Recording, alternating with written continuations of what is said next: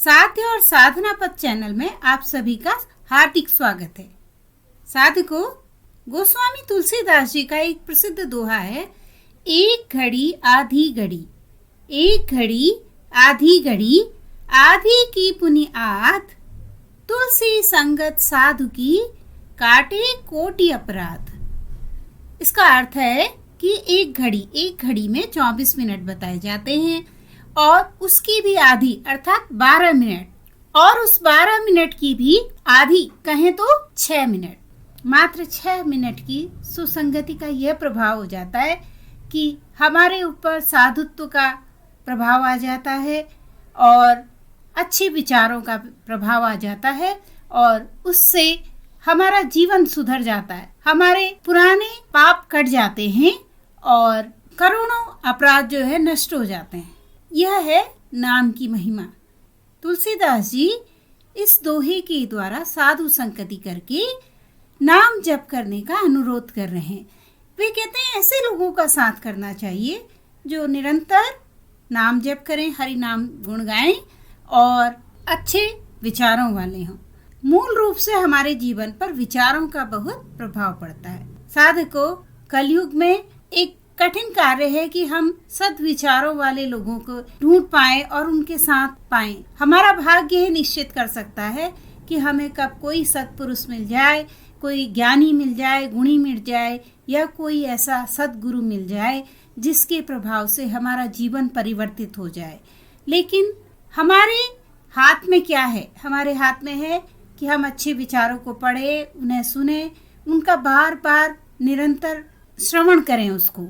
तो इसके लिए मेरा आप लोगों से अनुरोध है कि हमारे चैनल को सब्सक्राइब कीजिए ताकि बार बार हरि नाम गुणगान आपके कानों पे जाने अनजाने पड़ता रहे। भगवान के नाम के पाप कट जाएं, हमारे जीवन के अनंत पाप कट जाएं और हमें एक पवित्र जीवन जीने का अवसर मिले, पाप नष्ट हो जाएं और हमारे पुण्यों का उदय हो, हमारे जीवन में अनोखा परिवर्तन आ जाए, हम ईश्वर के आराधना की ओर आगे बढ़ते जाएं। साधकों, आज की हमारी प्रस्तुति है दोहा नंबर 14 से आगे की चौपाइयाँ और दोहा 15। आज की प्रस्तुति में तुलसीदास जी विनीत होकर के फिर अनेकों लोगों की वंदना कर रहे हैं। सरस्वती जी की वंदना कर रहे हैं, देव नदी गंगा जी की वंदना कर रहे हैं और वे उनसे कहते हैं कि आप जो हैं जीवों के पाप नष्ट कर देती हैं और भगवान के गुणगान दी हैं और जो आपका नाम सुनने से अज्ञान का नाश होता है। और वो उमा महेश से भी, पार्वती से और शिव जी से भी अनुरोध करते हैं।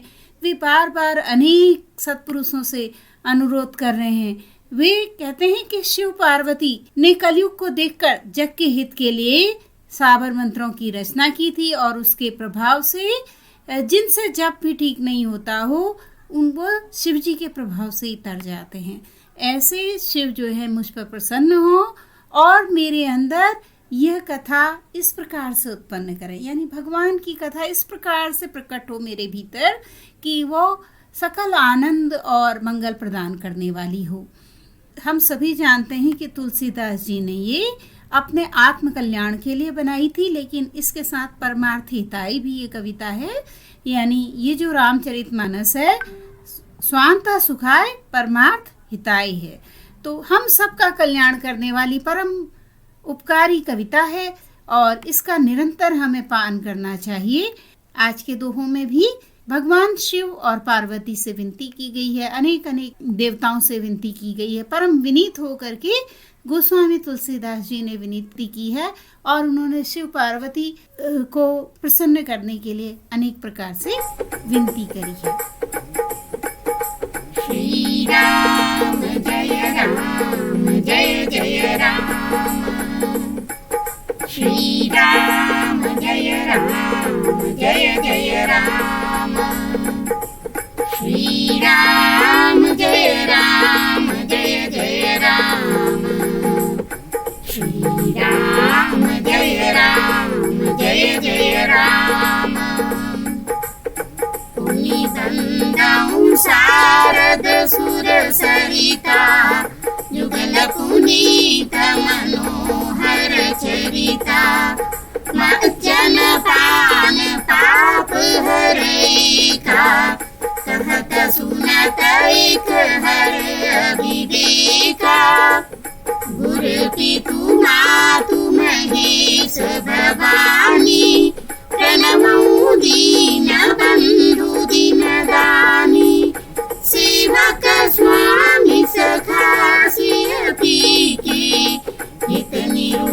ही सब विधि तुलसी की, कलि बिलो की जगहित हर गिरिजा, साबर मंत्र जाल जिन सिरजा, अन मिला कर रतन चापू, प्रगट प्रभाऊ महेश प्रतापू, सोहु में सुमोहि कर अनुकूला, करिहि कथा बुध मंगल मूला, सुमिर शिवा शिव पाई पसाऊं, वैष्णव रामचरित चित चाऊं, धनिति मोरी शिव कृपा विभाति, ससि समाज मिली मनहु सुराती, जीति कथहि स्नेह